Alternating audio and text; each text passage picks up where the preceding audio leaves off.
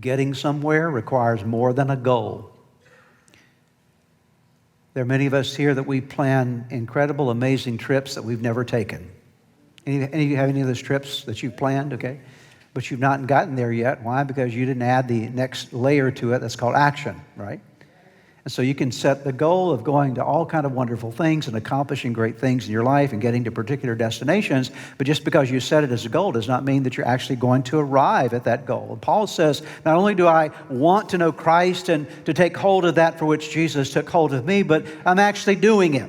I'm actually learning how to make this happen in my life. And verse 13 shows us how he's doing this. He says, brothers and sisters, I do not consider myself yet to have taken hold of it. I haven't accomplished all of that goal yet, but one thing I do, read it with me, forgetting what is behind and straining toward what is ahead. This has always perplexed me a little bit because Paul says, one thing I do, and then he proceeds to talk about two things. Okay, right?